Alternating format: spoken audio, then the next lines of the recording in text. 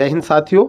CRPF head constable ministerial और ASI steno की joining letter आपको 12 फरवरी को रोजगार मेले में मिलने वाला है और ज्वाइनिंग करने के टाइम आपका आ चुका है। अभी डॉक्यूमेंट को लेके बहुत सारे कमेंट आ रहे थे कि मेरे जैसे सर्टिफिकेट के अंदर फादर का नाम कुछ है, आधार कार्ड में कुछ अलग आ रहा है, क्या क्या डॉक्यूमेंट ले जा रहा है, इस प्रकार के बहुत सारे कमेंट आते डॉक्यूमेंट को लेके कि भाई क्या डॉक्यूमेंट हम लेके जाएं। तो देखो, डॉक्यूमेंट की बात अगर हम करें तो डॉक्यूमेंट के बारे में आपको ज़्यादा नहीं सोचना कि भाई डॉक्यूमेंट, क्योंकि जब आपका डॉक्यूमेंट वेरिफिकेशन हुआ था तो डॉक्यूमेंट वेरिफिकेशन के समय जो डॉक्यूमेंट आप लेके गए थे मैक्सिमम डॉक्यूमेंट आपके वही जरूरत पड़ेगी आपको। इसके अलावा क्योंकि बहुत सारे जो भी सिलेक्शन हुआ है जो इसके अंदर क्लियर किए हैं और ज्वाइनिंग करने वाले हैं, तो सबके मन में सबसे बड़ा प्रॉब्लम ये आता है कि भाई हमको क्या डॉक्यूमेंट लेके जाएं, क्या डॉक्यूमेंट को कमी आ जाएगी तो हमको फाइनल लिस्ट में बाहर कर दिया जाएगा क्या, इस प्रकार के कमेंट आ रहे हैं। तो बिल्कुल देखो, आपको जब आप ज्वाइन करेंगे तो ज्वाइन करते समय जो आपने डॉक्यूमेंट वही लेके जाने हैं, और डॉक्यूमेंट में अगर किसी प्रकार की कोई दिक्कत होती है तो आप ये मान के चलो कभी आपको निकालने का कोई चांस नहीं है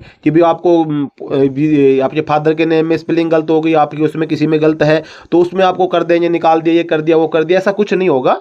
ऐसी सिचुएशन आती है तो आपको टाइम दिया जाता है, आप उसमें करेक्शन करवा सकते हैं। बाकी अभी अगर आपको ये चीज़ लगता है कि भाई मेरे इस डॉक्यूमेंट में प्रॉब्लम है तो आप अभी से ही उसको करेक्शन करवा सकते हैं। जैसे आपके फादर का आधार कार्ड और आपके जो आपका कोई सर्टिफिकेट है, मान के चलो आपका 10th का सर्टिफिकेट है, 12th का सर्टिफिकेट में कोई नाम में, कोई डेट ऑफ बर्थ में, किसी में कोई करेक्शन है तो आधार कार्ड में चेंज हो जाता है, तो आप अभी करवाएंगे तो आपको ज्वाइनिंग करते करते समय आपका जो आधार कार्ड में जो करेक्शन करवाया फादर के आधार कार्ड में वो चेंज हो जाएगा, तो आप उसको ले जाके दे सकते हैं। या कुछ ऐसी प्रॉब्लम्स है कि भाई आप उसको चेंज नहीं करवा सकते, आप कोई एफिडेविट बनवा सकते हैं, वो चल जाएगा। तो लेकिन आपको ये नहीं सोचना है कि भाई मैं अभी ज्वाइनिंग करते समय मुझे निकाल दिया जाएगा। मैक्सिमम सिचुएशन जो चीज़ें ठीक होने वाली होती हैं तो या तो अगर आप अभी करवा सकते हैं, नहीं बाद में फिर आपको डिपार्टमेंट की तरफ से आपको वही 2 दिन के लिए 3 दिन के लिए छोड़ दिया जाता है, भैया तुम जाके करवा के आ जाओ। तो लेकिन जो चीज़ें ठीक होने वाली हैं तो उसमें आपको ज़्यादा टाइम जाने के बाद, ज्वाइनिंग करने के बाद फिर आपको वापस भेजे घर पे भी तुम इस चीज़ को करवा के लाओ, टेंशन हो, आना जाना परेशानी हो। इससे बेस्ट तरीका यही है कि जो चीज़ें आपके उसके अंदर करेक्शन हो सकता है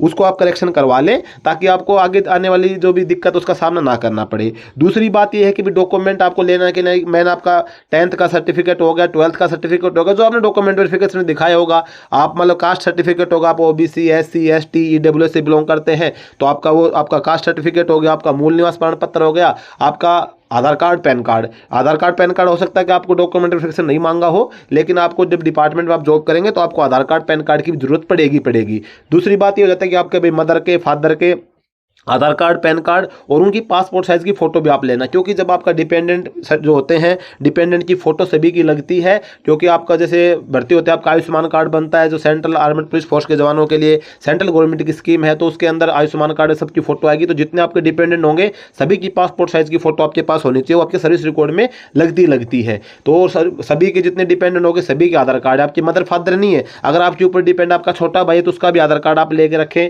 अगर आपका ऊपर कोई छोटी बहन आप पे डिपेंडेंट है आप उसको भी ले सकते हैं।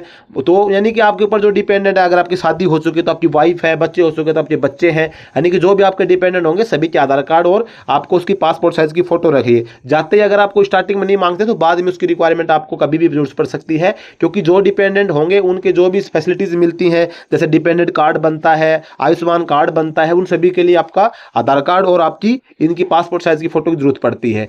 बाकी जो आपका जब ज्वाइनिंग लेटर जारी होता है उसके अंदर पूरी इंस्ट्रक्शन लिखे रहते हैं कि भी आपको कौन कौन से डॉक्यूमेंट की रिक्वायरमेंट होगी।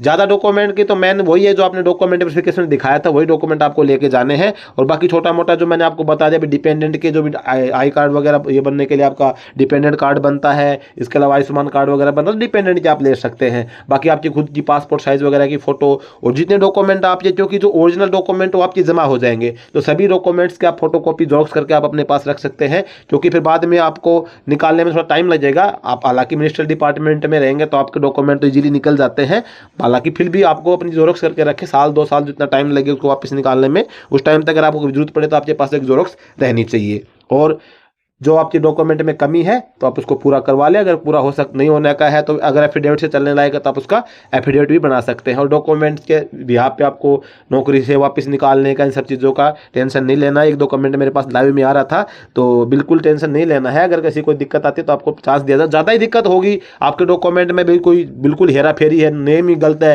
तो आपके डॉक्यूमेंट में अलग है, बाकी रिकॉर्ड में अलग चीज़ें हैं, तो बात अलग है। बाकी थोड़ा बहुत सरनेम वगैरह की इन सब चीज़ों की दिक्कत हो जाती है, वो ठीक हो जाती है। तो आप अपने लेवल पे सॉर्ट आउट अगर कर सकते हैं ज्वाइनिंग करने से पहले, तो आप उसको सॉर्ट आउट जरूर कर लें। तो दोस्तों आज की वीडियो में बस यही जानकारी अच्छी लगी तो वीडियो को लाइक जरूर कर लेना, चैनल पे पहली बार सब्सक्राइब जरूर करना। जय हिंद।